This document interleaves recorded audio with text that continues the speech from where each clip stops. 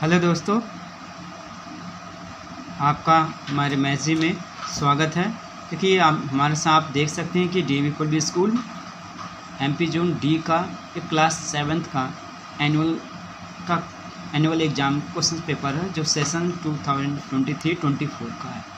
जो इंस्ट्रक्शन आप देख सकते हैं, पढ़ सकते हैं। इंस्ट्रक्शन को हम रिपीट नहीं करेंगे, आप इंस्ट्रक्शन पढ़ के समझ सकते हैं।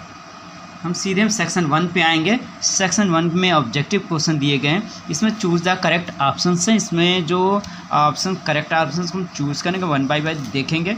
देखो फर्स्ट क्वेश्चन हमारा है इसमें क्या, और rational number P by Q can be express as a terminating decimal if Q has no prime factor other than. करा कि कोई भी पी बाई क्यू ये टर्मिनेटिंग नहीं होगा, जब उसके अलावा होना चाहिए। तो क्या होगा कि 2 और 3 के अलावा तो कोई प्राइम नंबर होगा वो टर्मिनेटिंग नहीं होगा, तो इसका आंसर बी होगा। फिर करा कि 3/4 2 power 2/5 whole power 2x equal to 1। तो 1 को क्या 0 लिखेंगे, मतलब क्या 3/5 होल पावर 0 मीन्स क्या 2x इक्वल टू 0, तो x इक्वल टू 0 हो जाए। और थर्ड क्वेश्चन देखो, थर्ड क्वेश्चन ये -3 है, 10 पावर -3, मतलब ये डिसमल जो होगा 3 प्लेस राइट टू लेफ्ट जाएगा। तो यहाँ डिसमल था तो राइट टू लेफ्ट 1 2 3 ये नहीं होगा, इसका आंसर ये होगा, हमारा सी होगा। इसका आंसर फोर्थ देखिए, फोर्थ क्या है इसका 12% of 50 plus 5% of 120 is equal to. देखिए इसको सॉल्व के बिना आंसर नहीं दे सकते। देखिए हमने सॉल्व किया हुआ पहले से ही, जिससे कि वीडियो छोटा बने, बहुत लंबा ना बने। देखिए हमने क्वेश्चन पेपर में देखिए यहाँ सॉल्व करके दिया हुआ है, उसको आप देख सकते हैं, जिसका आंसर 12 आ रहा है सी पार्ट। अब देखिए 5 if 4x minus 3 equal to 21 what is the value of 3x minus 5 क्या होगी। देखिए इसको भी सॉल्व करना पड़ेगा। देखिए इसको भी हमने सॉल्व करके दिया हुआ है।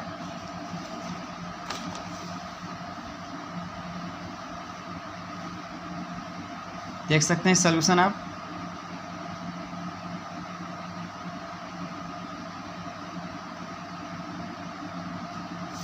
इसका आंसर 5C हो जाएगा। Now 6, which of the following is criteria is not true for the congruence of triangle। क्या है कि 2 ट्रायंगल कॉन्ग्रुएंस नहीं होगा, इसमें कौन सा क्राइटेरिया ट्रू नहीं होगा। इसमें देखिए जो क्राइटेरिया ट्रू नहीं होगा और 6 के आंसर्स में आपका सी हो जाएगा। 7th, the area of field दिया हुआ है मीटर स्क्वायर, इसको हेक्टेयर में चेंज करना। तो आपको पता है कि 1 hectare equal to 10,000 metre square, मतलब 10,000 मतलब 1 2 3 4 यहाँ कट जाएगा, ये 4 0, आंसर हो जाएगा 50 हेक्टेयर।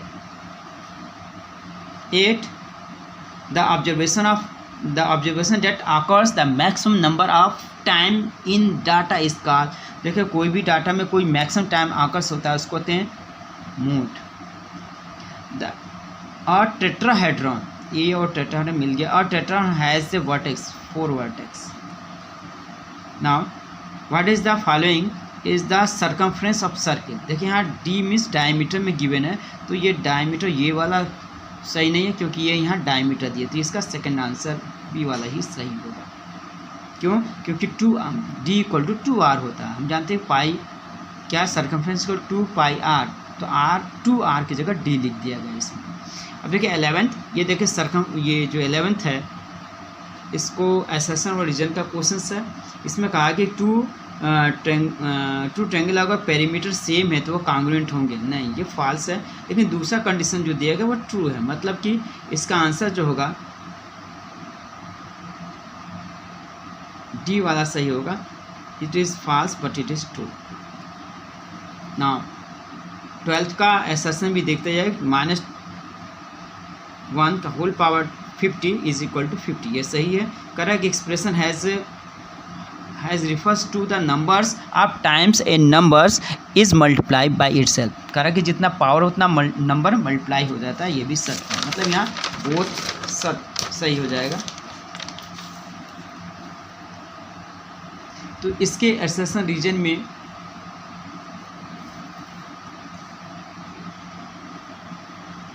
ये जो 12th वाले में ए सही हो गया कि बोथ का आंसर सही है। अब आते हैं section C, sorry second section में जो केस स्टडी क्वेश्चन है।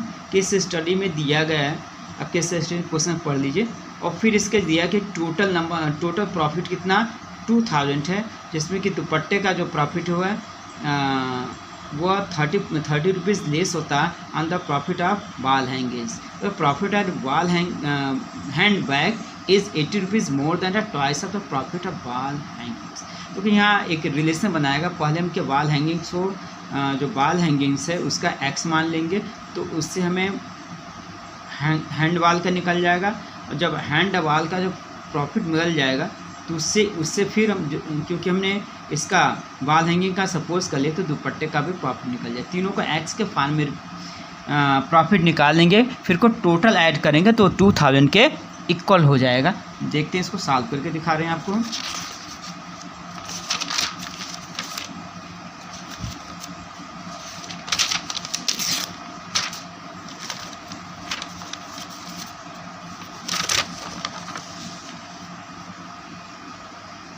ये देखिए पूरा सोल्यूशन दिया है इसमें।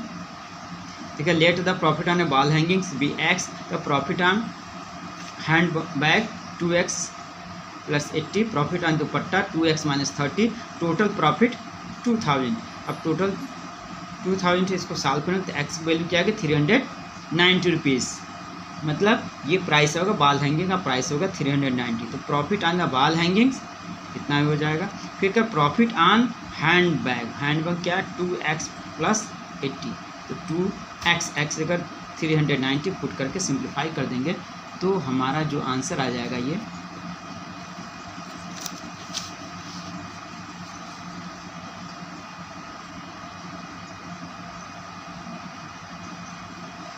860 रुपीज़ आ जाएगा। द प्राइस है profit on the wall hand bags. देखिए इसमें थर्ड क्वेश्चन जो है जो केस स्टडी के क्वेश्चंस में ज़रूर लगा दिया गया, लेकिन इसका केस स्टडी से कोई रिलेशन नहीं है। इसको हमें सेपरेट सॉल्व करना पड़ेगा क्योंकि केस स्टडी पे बेस नहीं है ये। तो अगला क्या देखिए, इसको सॉल्व करेंगे डायरेक्ट सीधे।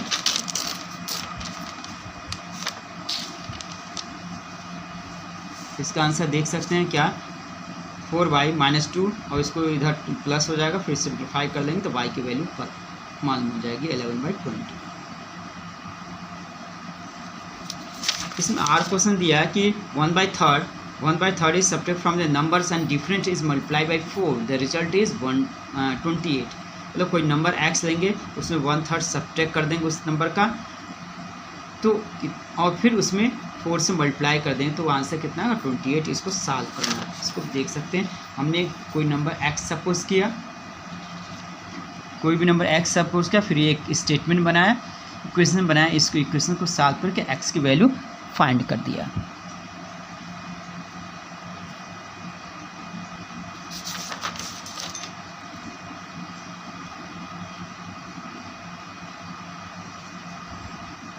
अगर 14 देखिए ये सेक्शन 2 में ही केस स्टडी का सेकंड क्वेश्चन है कि एक पेपर है 40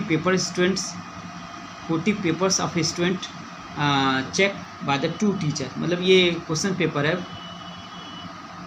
40 स्टूडेंट का जिसको 2 टीचर चेक करते हैं। तो अशोक जो can check 5 papers in 1 hour. जो अशोक है 1 घंटे में 5 कापी चेक कर सकते हैं, जबकि मीना जो है वह 1 घंटे में 4 कापी चेक कर सकती है। तो Ashok spend the 3 hours, Ashok जो 3 आवर्स कापी चेक करते हैं, जब मीना 2 आवर्स कापी चेक करती हैं। तो मैं पूछा कि अशोक 3 आवर में कितने चेक करें, तो जो क्या कि जो अशोक है, अशोक का फर्स्ट केस में देख सकते हैं कि 1 आवर में 5 कापी चेक करते हो, 3 आवर कितना सकेंगे 5 3 जा 15, मतलब इसका आंसर ए हो जाएगा। लेकिन फिर अगला क्वेश्चन पूछा है कि what is the percentage which check all कितने, तो पहले तो निकालना पड़ेगा कि दोनों लोग अशोक कितना चेक करते हैं और मीना कापी चेक कितना करते हैं, फिर उनका टोटल करके हम उसका परसेंटेज फाइंड कर लेंगे। ठीक है, हमने सॉल्व किया हुआ है।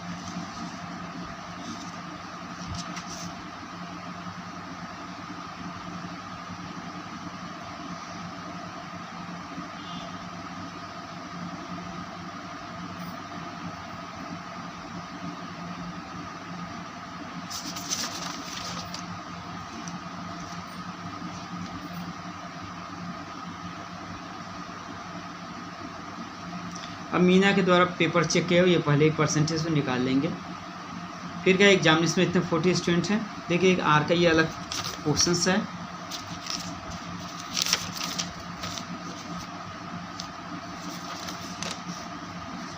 तो 40% जो फेल हो जाते हैं 14%, तो इतने कैंडिडेट पास हो जाते हैं। तो पूछा कि कितने नंबर ऑफ फेलियर कितने थे, तो इसको देखिए एक्स सपोज करके सॉल्व करेंगे हम।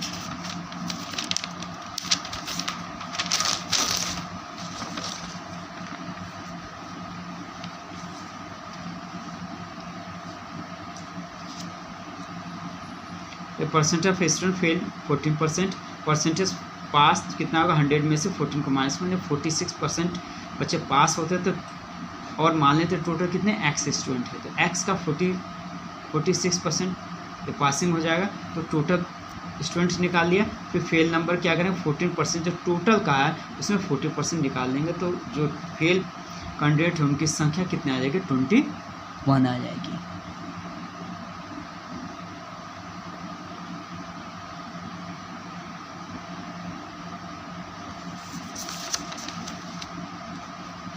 अब आते हैं सेक्शन 3 में आते हैं। द एवलेट, इनको क्या इन दोनों को ऐड करें फिर सब्ट्रैक्ट कर देंगे तो हमारा आंसर आ जाएगा।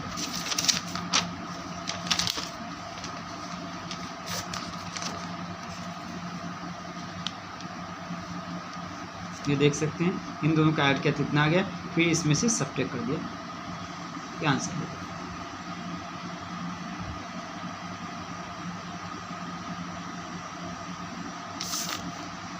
फाइंड द वैल्यू ऑफ, देखिए यहाँ 1 पावर 0 2 पावर 0 है। तो आपको पता होना चाहिए किसी नंबर का पावर नॉन जीरो का पावर 0 होता है तो ऑलवेज 1 होता है। यहाँ 1 1 हो जाएगा, फिर उसको सॉल्व कर देंगे।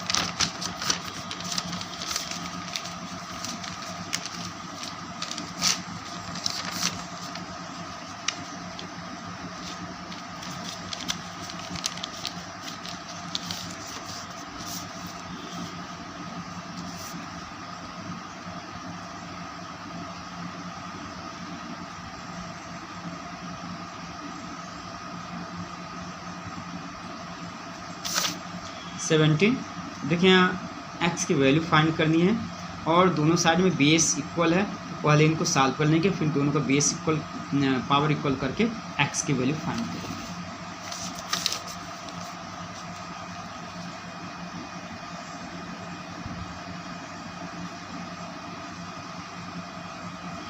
देखिए -6 + 3 -3 आएगा, दोनों को इक्वेट कर दिया, 2x - 1 3 और इसको इधर लाएंगे प्लस हो जाएगा -2 आएगा, फिर -2 को 2 से डिवाइड के -1 आएगा, तो x की वैल्यू कितनी हो गई -1।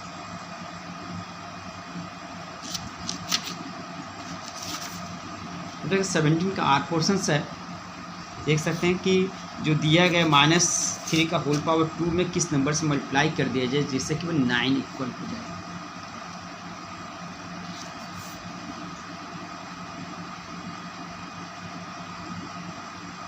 यहाँ मल्टीप्लाई था, जब इधर जाएगा डिवाइड हो जाएगा, फिर रिवर्स हो जाएगा, आंसर 81।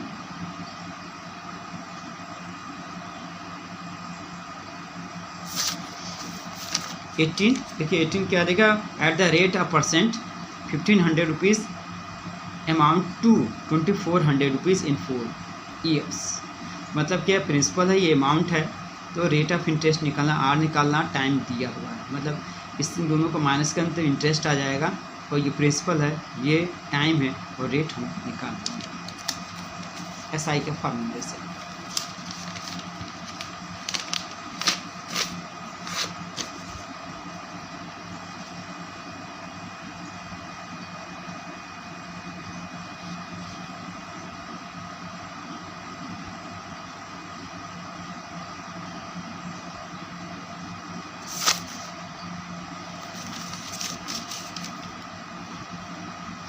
तो 90 the filling the blanks are two circles are congruent if they have same radius, same radii. फिर क्या two angles are congruent if they have same measurement, same measurement.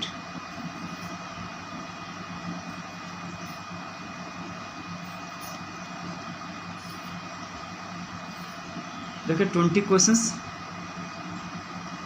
Question number 20 कह रहा कि ये figure में दिख रहा होगा आपके, इसमें एक ट्रायंगल है ABC, इसमें जो आइसोसेलेस ट्रायंगल है तो ये साइड इस साइड के इक्वल है और D मिड पॉइंट है, मतलब ये साइड इस साइड के इक्वल है पॉइंट।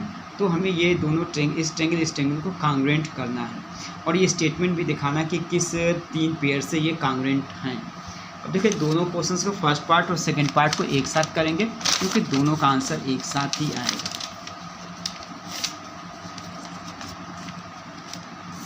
यहाँ देखिए ये ट्रायंगल है जिसमें ये साइड इस साइड की इक्वल है, मतलब AB इक्वल टू AC है और D मिड पॉइंट है, इसलिए DB और DC इक्वल होगा। 3 ट्रायंगल, ये दोनों ट्रायंगल ले रहे हैं इधर का। क्या गिवन है कि AB equal to AC given है, BD इक्वल टू DC क्योंकि ये D मिड पॉइंट है और AD इक्वल टू AD क्योंकि ये दोनों में कॉमन है। तो इस तरह से बाई ट्रिपल एस से ये दोनों कांग्रुएंट हो जाएंगे।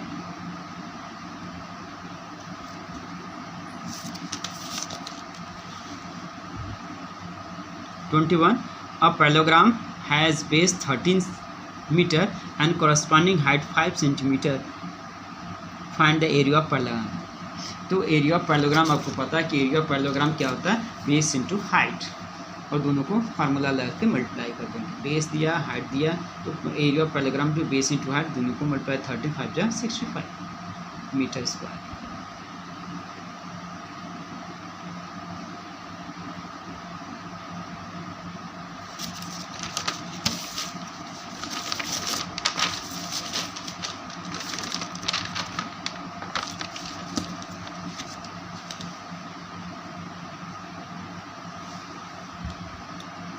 अब देखिए ये the find the area of square can be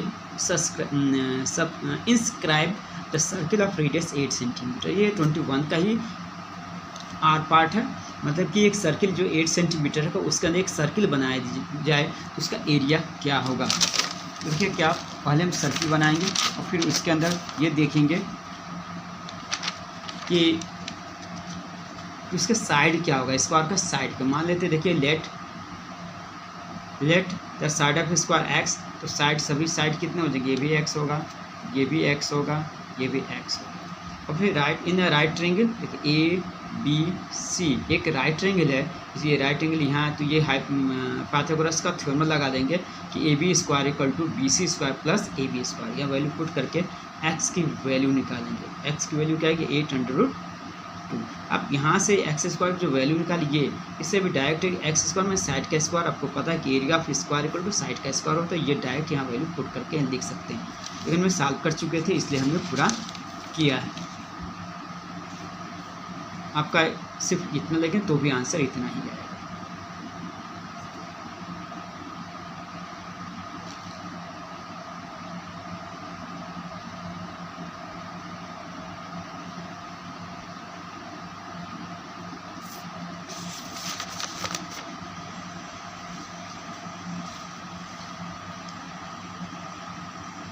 अब देखिए 22 find the median of the following data. Median निकालना मतलब इसको असेंडिंग या डिसेंडिंग ऑर्डर में अरेंज करेंगे और जो मीड में आएगा वही हमारा आंसर हो जाएगा।